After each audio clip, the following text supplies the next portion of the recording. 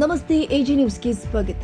ಪಂಚಮಸಾಲಿ ಲಿಂಗಾಯತ ಮೀಸಲಾತಿ ಹೋರಾಟಕ್ಕಾಗಿ ಸೆಪ್ಟೆಂಬರ್ 15ರಂದು ಬೆಳಗಾವಿಯಲ್ಲಿ ಪಂಚಮಸಾಲಿ ಲಿಂಗಾಯತ ವಕೀಲರು ಮಹಾಪರಿಷತ್ ನಡೆಸಿ ಬೆಳಗಾವಿ ಅಧಿವೇಶನದ ಸಂದರ್ಭದಲ್ಲಿ ಹೋರಾಟ ನಡೆಸುವ ಬಗ್ಗೆ ತೀರ್ಮಾನ ಕೈಗೊಳ್ಳಲಿದ್ದೇವೆ ಎಂದು ಜಯ ಮೃತ್ಯುಂಜಯ ಶ್ರೀಗಳು ತಿಳಿಸಿದ್ದಾರೆ. ಖಾಸಗಿ ಹೋಟೆಲ್ನಲ್ಲಿ ಬೆಳಗಾವಿ ಜಿಲ್ಲಾ ಮಟ್ಟದ ವಕೀಲರು ಸಭೆ ನಡೆಸಿದ ಬಳಿಕ ಮಾಧ್ಯಮಗಳ ಜೊತೆ ಮಾತನಾಡಿ, ಲಿಂಗಾಯತ ಒಳ ಪಂಗಡಗಳಿಗೆ ಒಬಿಸಿ ಮೀಸಲಾತಿಗಾಗಿ ಕಳೆದ 3.5 ವರ್ಷದಿಂದ ಚಳುವಳಿ ಮಾಡ್ತಾ ಇದ್ದೇವೆ. ಆ ಚಳುವಳಿಗೆ ಸಿಗಬೇಕಾಗಿದ್ದ ಯಶಸ್ಸು ಇನ್ನೂ ಕೂಡ ಸಿಕ್ಕಲಿಲ್ಲ. ಬೆಂಗಳೂರಲ್ಲಿ ನಡೆದ ಅಧಿವೇಶನದಲ್ಲಿ ಮಾತನಾಡಬೇಕು ಅಂತ ನಮ್ಮ ಸಮುದಾಯದ ಶಾಸಕರ ಮನೆ ಬಾಗಿಲಿಗೆ ಹೋಗಿ ಮನವಿ ಮಾಡಿದ್ದೇವೆ. ಆದ್ರೆ ಅಧಿವೇಶನದಲ್ಲಿ ಯಾರು ಕೂಡ ಧ್ವನಿ ಎತ್ತಲಿಲ್ಲ.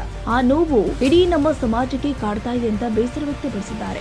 ನಮ್ಮ ಹೋರಾಟವನ್ನ ಸರ್ಕಾರ ನಿರ್ಲಕ್ಷ್ಯ ಮಾಡುವ ಕೆಲಸ ಮಾಡ್ತಾ ಇದೆ. ಹಾಗಾಗಿ ಲಿಂಗಾಯತ ವಕೀಲರು ಸಮಾವೇಶ ಮಾಡಬೇಕು ಅಂತ ಬೆಳಗಾವಿಯಲ್ಲಿ ಜಿಲ್ಲಾ ಮಟ್ಟದ ವಕೀಲರು ಸಭೆ ಕರೆಯಲಾಗಿದೆ. ಸೆಪ್ಟೆಂಬರ್ 15ರಂದು ಉತ್ತರ ಕರ್ನಾಟಕದ ಲಿಂಗಾಯತ ಪಂಚಮಸಾಲಿ ವಕೀಲರು ಮಹಾಪರಿಷತ್ ಬೆಳಗಾವಿಯಲ್ಲಿ ನಡೆಸಲು ತೀರ್ಮಾನಿಸಲಾಗಿದೆ. ಸಭೆಯಲ್ಲಿ ರಾಜ್ಯ ಮಟ್ಟದ ಸಮಾವೇಶ ಮಾಡುವ ಬಗ್ಗೆ ಚರ್ಚೆ ಮಾಡಲಾಗಿದೆ ಅಂತ ಜಯ ಮೃತ್ಯುಂಜಯ ಶ್ರೀಗಳು ಹೇಳಿದ್ದಾರೆ. ಲಿಂಗಾಯತ ಪಂಚಮಸಾಲಿ ಸಮಾಜಕ್ಕೆ 2A ಮೀಸಲಾತಿಯನ್ನ ಮತ್ತು ಎಲ್ಲಾ ಲಿಂಗಾಯತ ಒಳಪಂಗಡಗಳಿಗೆ ಒಬಿಸಿ ಮೀಸಲಾತಿಗಾಗಿ ಕಳೆದ 3.5 ವರ್ಷಗಳಿಂದ ಏನು ನಿರಂತರವಾಗಿರ್ತಕ್ಕಂಥ ಚಳವಳಿಯನ್ನ ನಾವೆಲ್ಲರೂ ಮಾಡ್ತಾ ಬಂದಿದ್ದೀವಿ. ಆ ಚಳವಳಿಗೆ ಇನ್ನೂ ಎಷ್ಟು ಮಟ್ಟಿಗೆ ಯಶಸ್ಸು ಸಿಗಬೇಕಾಗಿತ್ತು, ಇನ್ನೂ ಸಹ ಸಿಕ್ಕಿಲ್ಲ. ಆ ಹಿನ್ನೆಲೆ ಒಳಗೆ ಈಗಾಗಲೇ ನಮ್ಮ ಸಮುದಾಯದ ಎಲ್ಲಾ ಶಾಸಕರು ಮನೆ ಬಾಗಿಲಿಗೆ ಹೋಗಿ ಅಧಿವೇಶನ ಮಾತಾಡಬೇಕು ಅಂತೇಳಿ ನಾವೆಲ್ಲ ಮನವಿ ಮಾಡ್ಕೊಂಡು ಆಗ್ರಹ ಮಾಡಿದ್ವಿ. ಆದರೆ ಅಧಿವೇಶನದಲ್ಲಿ ಯಾರು ಸಹ ಧ್ವನಿ ಎತ್ತಿಲ್ಲ. ಆ ಒಂದು ನೋವು ಇಡೀ ನಮ್ಮ ಸಮಾಜದಲ್ಲಿ ಕಾಡ್ತಾ ಇದೆ. ಏನೋ ಸ್ಪೀಕರ್ ಅವರ ದುರುದ್ದೇಶದಿಂದ ಏನಾದರೂ ಮಾತಾಡಲಿಕ್ಕೆ ಅವಕಾಶ ಸಿಕ್ಕಿಲ್ವೋ, ಅಥವಾ ನಮ್ಮ ಶಾಸಕರುಗಳು ಸ್ಪೀಕರ್ಗಳು ಸರಿಯಾಗಿ ಪತ್ರ ವ್ಯವಹಾರ ಮಾಡಿಲ್ಲ ಅಂತ ಒಂದು ಅನುಮಾನ ಸಹ ಕಾಡ್ತಾ ಇದೆ. ಇದೆಲ್ಲರ ನಡುವೆ ಮಲಗಿರುವಂತಹ ಸರ್ಕಾರಕ್ಕೆ ನಿರ್ಲಕ್ಷ್ಯ ಮಾಡುವಂತ ಸರ್ಕಾರದ ನಡೆಯನ್ನ ಖಂಡಿಸ್ಬಿಟ್ಟು ನಮ್ಮ ಲಿಂಗಾಯತ ಪಂಚಮಸಾಲಿ ವಕೀಲರ ಒಂದು ರಾಜ್ಯ ಮಟ್ಟದ ಸಮಾವೇಶವನ್ನು ಮಾಡಬೇಕು ಅನ್ನುವಂಥ ಹಿನ್ನೆಲೆಯೊಳಗೆ ಇವತ್ತು ಬೆಳಗಾವಿಯಲ್ಲಿ ಜಿಲ್ಲಾ ಮಟ್ಟದ ಪೂರ್ವಭಾವಿ ಸಭೆಯನ್ನ ಕರೆಯಲಾಗಿದೆ. ಈ ಸಭೆಯಲ್ಲಿ ಸಂಪೂರ್ಣವಾಗಿರ್ತಕ್ಕಂಥ ಚರ್ಚೆ ಚಿಂತನೆ ಮಾಡಿದ ಮೇಲೆ ಸೆಪ್ಟೆಂಬರ್ 15ನೇ ತಾರೀಕು ಉತ್ತರ ಕರ್ನಾಟಕದ ಲಿಂಗಾಯತ ಪಂಚಮಸಾಲಿ ವಕೀಲರ ಮಹಾಪರಿಷತ್ ಅಂತ ಹೇಳಿ ಆ ಸಭೆಯನ್ನ ಬೆಳಗಾವಿಯಲ್ಲಿ ಮಾಡಲಾಗುವುದು. ಅವತ್ತಿನ ದಿವಸ ಸಭೆಯಲ್ಲಿ ರಾಜ್ಯ ಮಟ್ಟದ ಸಮಾವೇಶವನ್ನು ಅಧಿವೇಶನ ಸಂದರ್ಭದಲ್ಲಿ ಮಾಡಬೇಕನ್ನುವಂಥ ಸಹ ಈ ಸಭೆಯಲ್ಲಿ ಚರ್ಚೆ ಆಯಿತು.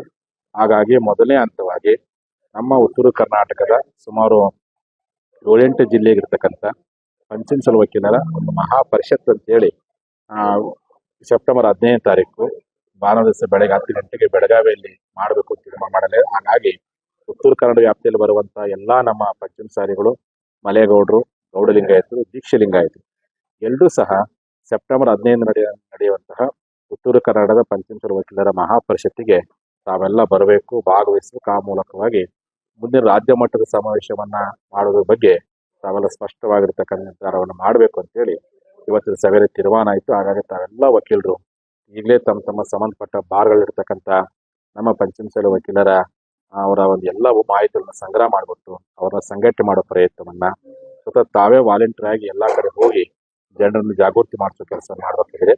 ಈ ಹಿನ್ನೆಲೆ ಒಳಗೆ ನಾನು ಸಹ ಎಲ್ಲಾ ಭಾಗದಲ್ಲಿ ಉತ್ತರ ಕರ್ನಾಟಕ ವ್ಯಾಪ್ತಿ ಬರುವಂತ ಎಲ್ಲಾ ಜಿಲ್ಲಾ ಮಟ್ಟದ ವಕೀಲರ ಒಂದು ಸಭೆಯನ್ನು ಮಾಡಿ 15ನೇ ತಾರೀಕು ನಡೆಯುವಂತ ಮಹಾಪರಿಷತ್ತಿಗೆ ಹೆಚ್ಚಿನ ಸಂಖ್ಯೆಯ ವಕೀಲರನ್ನು ಕೂಡಿಸೋ ಪ್ರಯತ್ನ ಮಾಡ್ತೀವಿ.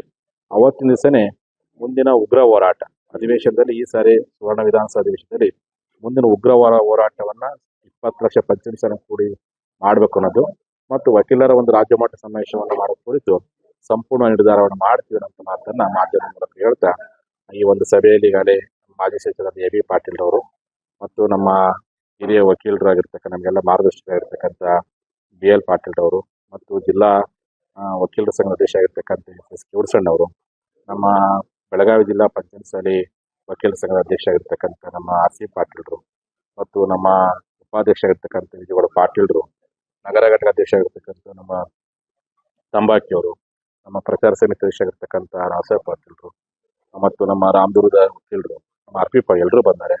ಇಡೀ ಜಿಲ್ಲೆಯ ಎಲ್ಲಾ ವಕೀಲರು ಕೂಡಿದ್ದಾರೆ. ಅವರೆಲ್ಲರಿಗೂ ಮತ್ತೊಮ್ಮೆ ಧನ್ಯವಾದ ಹೇಳ್ತಾ ಸೆಪ್ಟೆಂಬರ್ 15ನೇ ತಾರೀಕು ಉತ್ತರ ಕನ್ನಡದ ಪ್ರಥಮ ಪಂಚಮಸಾಲಿ ವಕೀಲರ ಮಹಾಪರಿಷತ್ ನಾವೆಲ್ಲರೂ ಮಾಡೋಣ ಅಂತ ಹೇಳಿ ಮಾತನಾಡ್ತೀನಿ.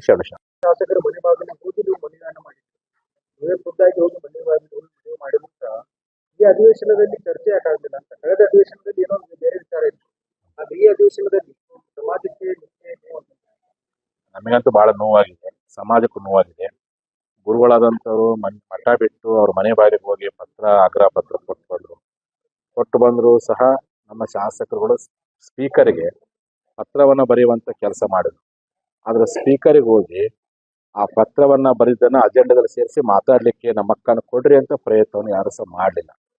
ಈ ಹಿನ್ನೆಲೆ ಒಳಗೆ ಕೆಲವರು ಮಾಡಿದ್ರು ನನಗೆ ಅನ್ಸುತ್ತೆ ರೂಲಿಂಗ್ ಪಾರ್ಟಿ ಇರ್ತಕ್ಕಂಥ 12 ಶಾಸಕರು ಬಸವಣ್ಣ ಪಾಟೀಲ್ ಯತ್ನಾಳ್ ಅವರು ಹೋಗಿ ಸ್ಪೀಕರಿಗೆ ಒತ್ತಡ ಮಾಡಿದಾಗ 25ನೇ ತಾರೀಕು ಅಜೆಂಡಾದಲ್ಲಿ ಮಾತಾಡಲಿಕ್ಕೆ ಅವಕಾಶ ಕೊಡ್ತಾರೆ. ಉಳಿದು ನಮ್ಮ ಶಾಸಕರು ಯಾಕೆ ಅವಕಾಶ ಕೊಡಲ್ಲ? ನೀವು ಹಂಗೇನೋ ಅವಕಾಶ ಕೊಡೋದನ್ನು ಪ್ರತಿಭಟಿಸಬೇಕಾಗಿತ್ತು, ಸಭಾತ್ಯಾಗ ಮಾಡಬೇಕಾಗಿತ್ತು. ಇಲ್ಲ ಅದನ್ನು ಮಾಡೋಕ್ಕಾಗಪ್ಪ ಅಂದ್ರೆ ಮುಖ್ಯಮಂತ್ರಿ ಬಳಿಗೆ ಹೋಗಿ ಇಷ್ಟೆಲ್ಲ ನಾವು ಶಾಸಕರು ಪತ್ರ ಕೊಟ್ಟಿದ್ದೀವಿ, ಯಾಕೆ ನಮ್ಮ ಅಕ್ಕನ್ನ ಕಸ್ಕೊಂಡ್ರಿ ಅಂತ ಹೇಳಿ ಒತ್ತಡ ಮಾಡೋ ಪ್ರಯತ್ನ ಆದ್ರೂ ಮಾಡಬೇಕಾಗಿತ್ತು. ಅದನ್ನು ಸಹ ಮಾಡಿಲ್ಲ. ಹಾಗಾಗಿ ಅವ್ರು ಮಾಡಿಲ್ಲ ಅಂತ ಅಸಮಾಧಾನ ಇಡೀ ರಾಜ್ಯದಲ್ಲಿ ಕಾಡ್ತಾ ಇದೆ.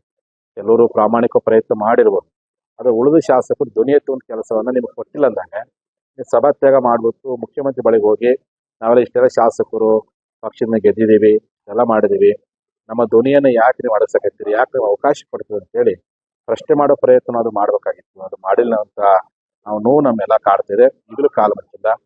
ನಮ್ಮ ಸಮಾಜ ಎಲ್ಲ ಶಾಸಕರು ಈ ಹೋರಾಟದಿಂದ ನೀವೇನು ಗೆದ್ದಿದ್ದೀರಿ, ನಿಮಗೆ ಸಮಾಜದ ಬಗ್ಗೆ ಕಳಕಳಿ ಅಂತ ಅನ್ಕೊಂಡಿದ್ದೀರಿ. ಆ ಕಳಕಳಿ ನಿಜವಾಗಿ ನಿಮ್ಮ ನಿಧಿ ಅನ್ನೋದಂದ್ರೆ ನೀವು ಹೋಗಿ ಮುಖ್ಯಮಂತ್ರಿ ಬಳಿಗೆ ಹೋಗಿ ಏನಪ್ಪ ನಿಮ್ಗೆ ಓಟ್ ಹಾಕಿ ಸುಮಾರು 1.5 ವರ್ಷ ಆಯ್ತು, ನಮ್ಮ ಸಮಾಜಕ್ಕೆ ಒಂದು ಸಭೆ ಮಾಡೋಕ್ಕಾಗ್ತಾ ಇಲ್ಲ, ಸಮಾಜ ಶಾಸಕರು ಚರ್ಚೆ ಮಾಡೋಕ್ಕಾಗ್ತದೆ, ಯಾಕೆ ಮಾಡಕತ್ತೀರಿ ಅನ್ನೋದ್ರ ಬಗ್ಗೆ ಮುಕ್ತವಾಗಿ ಮಾತನಾಡೋ ಪ್ರಯತ್ನ ಆದ್ರೂ ಮಾಡ್ಬೇಕನ್ನುವಂತ ಮಾತಾಡಲಿಕ್ಕೆ ಇಷ್ಟಪಡ್ತೀನಿ. ನಮಗೆ ಅನಿಸಿದ ಮಟ್ಟಿಗೆ ನಮ್ಮ ಸ್ಪೀಕರ್ ಪತ್ರ ಬರೆದಿದ್ದಾರೆ. ಆ ಪತ್ರವನ್ನು ಅಜೆಂಡಾದಲ್ಲಿ ಸೇರಿಸೋದ್ರೊಳಗೆ ಯಾರು ಸಹ ಪ್ರಯತ್ನವನ್ನು ಪಟ್ಟಾರಿಲ್ಲ ಅಂತ ಅನುಮಾನ ವ್ಯಕ್ತವಾಗ್ತಾ ಇದೆ. ಹಾಗಾಗಿ ಸಿಎಂ ಬಳಿಗೆ ಹೋಗಿ ಸರ್ಕಾರದ ಬಗ್ಗೆ ಮೀಸಲಾತಿ ಬಗ್ಗೆ ಒತ್ತಡ ಹಾಕುವ ಪ್ರಯತ್ನವನ್ನು ಚರ್ಚೆ ಮಾಡೋ ಪ್ರಯತ್ನ ಆದ್ರೂ ತಾವು ಮಾಡಿ ಅಂತ ಹೇಳಿ ಎಲ್ಲಾ ಶಾಸಕರು ಈ ಮೂಲಕ ನಾನು ಕಿವಿ ಮಾತಾಡಲಿಕ್ಕೆ ಇಷ್ಟಪಡ್ತೀನಿ. ಕಳೆದ ಬಾರಿ ಸದನದ ಬಾವಿಯಲ್ಲಿ ಹೋಗಿ ಪ್ರತಿಭಟನೆಯನ್ನು ಮಾಡಿದ್ದಾರೆ, ಈ ಬಾರಿ ಯಾಕೆ ಮನಸ್ಸು ಮಾಡಲಿಲ್ಲ ಅಂತ? ಅದೇ ನಾ ಹೇಳ್ತೇನೆ, ರೂಲಿಂಗ್ ಪಾರ್ಟಿ ಅವತ್ತಿನ ಬೊಮ್ಮಾಯಿ ನೇತೃತ್ವದ ಸರ್ಕಾರದಲ್ಲಾಗಿರ್ಬೋದು, ಯಡಿಯೂರಪ್ಪರ ಸರ್ಕಾರದಲ್ಲಿ ನಮ್ಮ ಶಾಸಕರು ಸದನ ಬಾವಿಗಳಿದ್ದು ಹೋರಾಟ ಮಾಡ್ತಾರೆ. ಈ ಸರ್ಕಾರದಲ್ಲಿ ಯಾಕೆ ಆಗ್ತಾ ಇಲ್ಲ?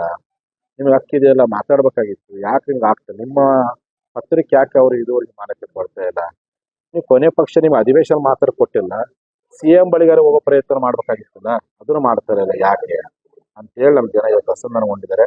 ಅದು ಅಸಮಾಧಾನವನ್ನು ನಿವಾರಿಸುವ ಪ್ರಯತ್ನವನ್ನು ಶಾಸಕರು ತಾವೇ ಮಾಡಬೇಕು ಅಂತ ಈ ಮೂಲಕವಾಗಿ ಎಲ್ಲಾ ಶಾಸಕರು ನಾನು ಕಿವಿ ಮಾಡ್ತೀನಿ. ತಾಜಾ ಸುದ್ದಿಗಾಗಿ ಎಜೆ ನ್ಯೂಸ್ 24/7 ಗೆ ಸಬ್ಸ್ಕ್ರೈಬ್ ಮಾಡಿ ಮತ್ತು ಬೆಲ್ ಐಕಾನ್ ಒತ್ತಿ ತಪ್ಪದೇ ಲಿಂಕ್ ಶೇರ್ ಮಾಡಿ.